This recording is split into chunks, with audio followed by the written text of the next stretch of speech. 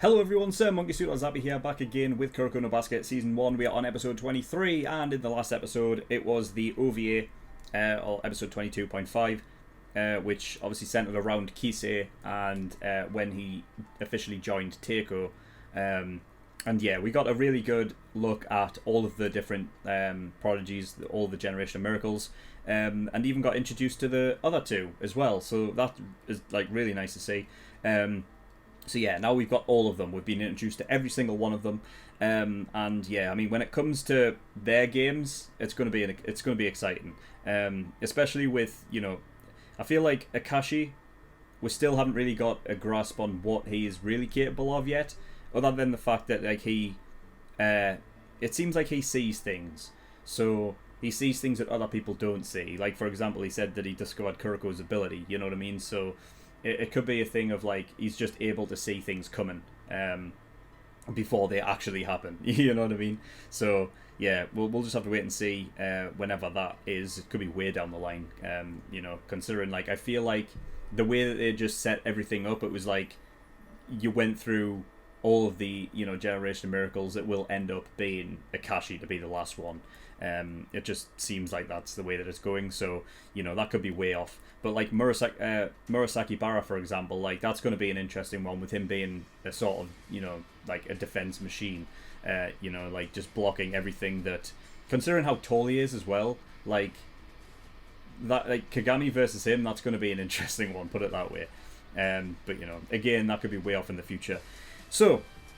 Yes, so yeah, it was just an OVA surrounded by surrounded? No. Situated like around Kisei, yeah, in his sort of getting started in basketball as a whole. So yeah, now with that out of the way, we need to get into Kaijo versus Toho. So I'm excited and I don't want to wait any longer, so we're not going to. So yeah, if you do want to go actually watch the reaction, link is in the description below. There's also a link to the full length there if you do want to watch it in full and not just the 10-minute version, then feel free. But yeah, nothing else to really talk about, so we're going to get in episode 23 and see what we get. So without further ado, let's go.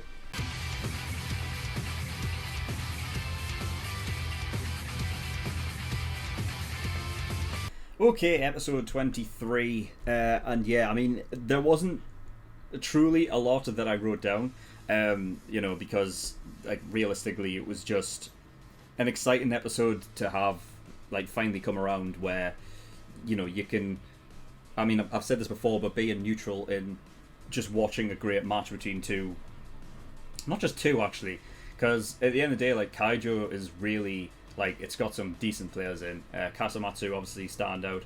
And, you know, like, he doesn't let anything really, like, get too far. The fact that, like, you know, he just took it off there, Toho's captain, immediately turned it into a 3-point and answered back, even when Kisei wasn't able to. Granted, Kisei was up against Aomine, so there is that. But yeah, this is just really cool, just witnessing this, because it's good to see Kisei, like, at his best, because we haven't seen it yet, you know what I mean? And I mean, I don't even know if it's right to say at his best at this point, because apparently he wants to do something that he wants to try something that he mentioned to the coach before the game. Now, I don't think he mentioned anything like that in episode 22. Sorry, so it's going to be something that obviously comes out of nowhere in the next episode. Which is great, because that means, yeah, it was just another cliffhanger that I have to wait another week for. But but yeah, so yeah, man, Kisei is serious. You know what I mean? I think it's perfect the story haven't worked up this way, because you have them, you know, you have Kisei and, like, well, mostly Kaijo go up against Seirin at the very beginning of the season, and of the series as a whole, and have Seirin win, so that when you go, you know, so that when Kisei eventually goes up against Aomine, you're just expecting, like, you're not expecting Kisei to be as good as he is, you know, because obviously with how Seirin was dismantled by them, it's like, I don't think anyone that was watching this, that was completely blind, could ever see, like, Kisei actually matching him so well. You know what I mean? I mean, he basically completely blocked Aomine out of the first quarter, you know. And then obviously Aomine took it up a level as he would, you know, getting better throughout the game, as Kuroko said, which is, yeah, like something that obviously Kagami does as well. And I think, to be honest, it's not really something that is exclusive to a lot of players. I feel like a lot of players do have that anyway. Like, generally that just seems to be the case over, you know, the course of like sports in general and in the real world, is that, like, you know, because when you're it's rare that anyone comes out the gates like at their fullest, you know what I mean, like, and just completely switched on. And, like, you know, it can take, you know, 5, 10, 15 minutes, sometimes 20 minutes for people to get into that rhythm of the game, you know what I mean? Because at the end of the day, it's not just to do with you, it's to do with your opponent and like the other team, how the other team are performing, how your team are performing.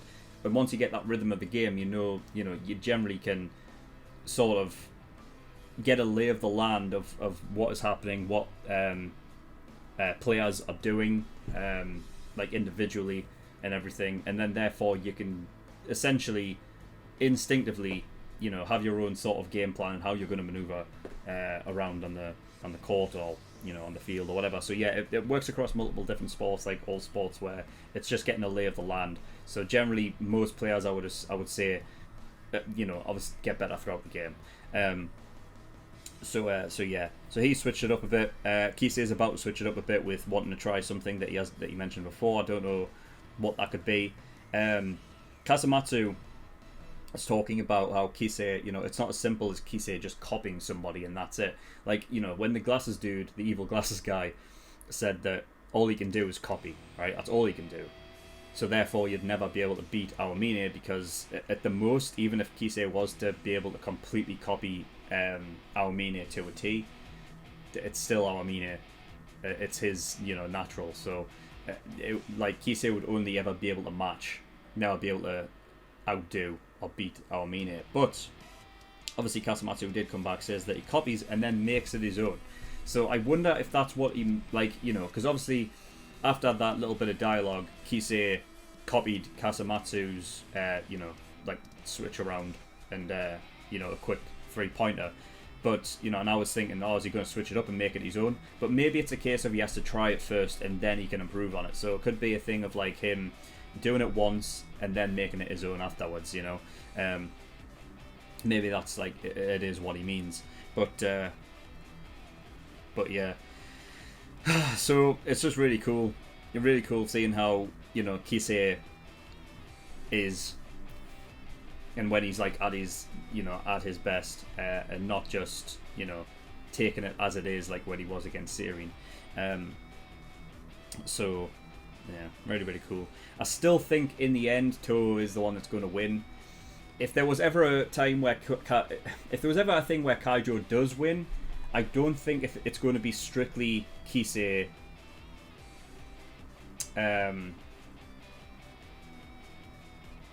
Like, if Kaijo win, I don't think it's going to be because Kisei, like, beat him in a one-on-one, but applied, like, that much pressure against Aomine to stop him from scoring as much, you know what I mean?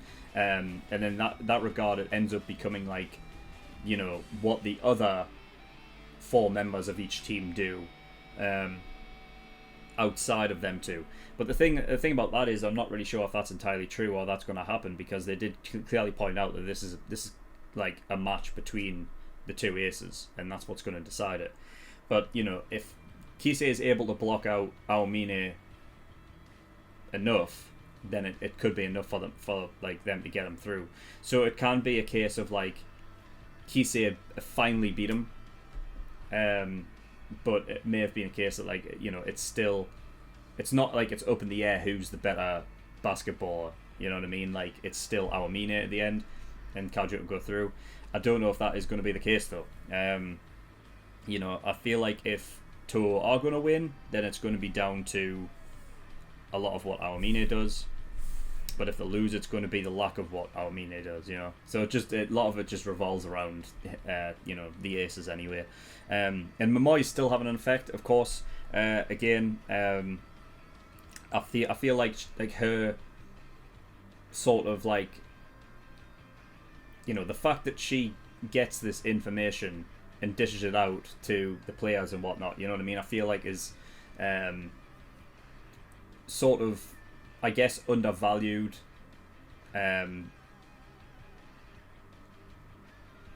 By people. I feel like people like won't take like that much notice from it because there's not much you can show that in terms of like animation more than just Aomine just completely outdoing somebody, you know what I mean, by dribbling past them or anything.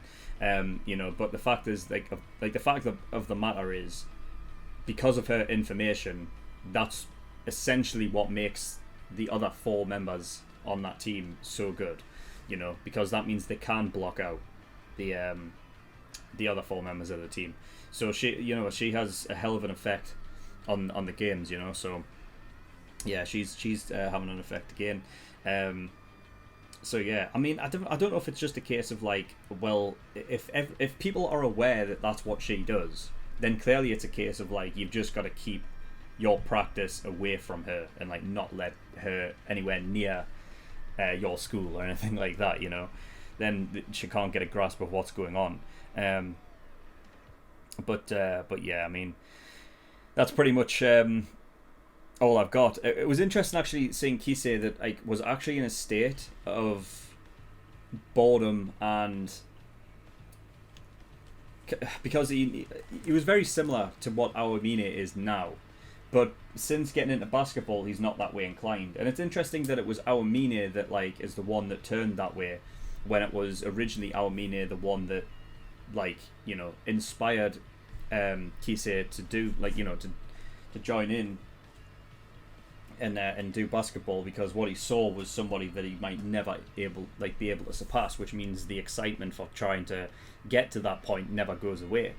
And in that sort of sense, it's interesting that Kisei has that with, you know, Aomine, and then like in a sense it's just like it's what Aomine really searches for, you know. So it's interesting that those 2 characters are the ones that obviously doing one-on-ones. They are the most similar after all, so, you know, there is that. But yeah, I mean, because you would say out of like all of the sort of main characters of the show, the ones that are the most similar are Aomine, Kisei, and Kagami, you know what I mean? And it's going to end up being like that kind of trio, I feel like, of, you know, the Generation Miracles, of like all of them play very similarly. You're going to have that trio where each of them is like, it's like a trio rivalry. You clearly have that as well with the other ones, like, you know, for example, Midorima is obviously taking it as, yeah, like, you know, that's a rivalry with Kagami as well. But because of their difference in style, I don't feel like it's as, like, you know, it's not like that as impactful of a rivalry as much as what it would be with Kisei and Aomine, you know. So yeah, that's really, really cool. The only one I would say is obviously out of that lot that Kagami wouldn't get bored, I don't think. At least it doesn't seem like he has that in him.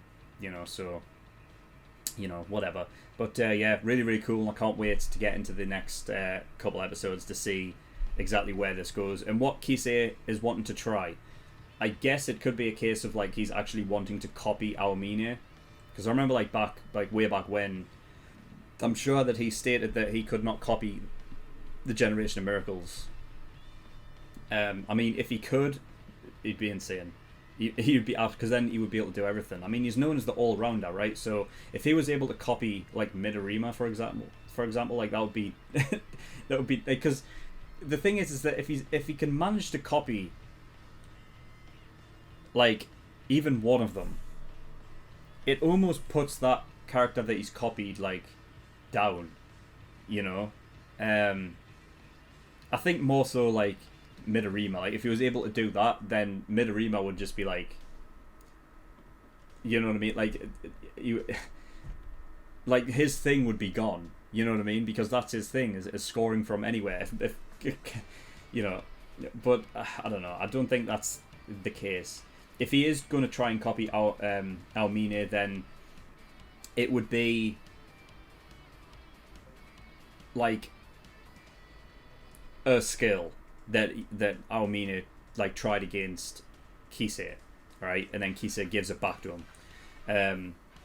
But like, you know, just because he was able to do that one doesn't mean that, you know, Kisei is able to copy him in everything that he does to a T. You know, so it works, I guess, more in the favor of going up against like Aomine, because it wouldn't take away anything from Aomine's character if that was the case, because it's just one skill. The thing is with Aomine is that because he's so fluid and everything, that he can literally just do anything, you know, like his kind of skills are endless, so there's always something else that Aomine can do to not be, you know, overshadowed by the fact that Kisei just, you know, copied one of his skills. And that's the thing, is that you can't really read Aomine in that regard. He just brings out like shit that you just wouldn't even think of. So he would be fine if Kisei was to copy him. But like I said, like if Kisei was able to just copy up Midorima would be screwed, and you'd have to change up his game. So yeah, it's going to be interesting to see what happens with that. But anyway, yeah, that is all I got. So thank you everyone for watching. If you do want to gain access to episode 24 and 25 right now, you can do by becoming an early access tier patron over on my Patreon. Link is in the description. There's also a link to my Discord as well if you want to get over there. And with Patreon as well, not just early access for $5 a month, but there's also full length there if you do want to watch any of the reactions in full and not just the 10-minute cut version. And then there's the exclusive tier where you can pay to watch my movie reactions as well. So if you want to watch my reactions to movies when I start watching those, then you know, go have a look at that tier as well, and go have a look at the other tiers if you want to get a closer look at them. But yeah, that's all I've got. So thank you for watching. I'll see you all next time. Bye bye.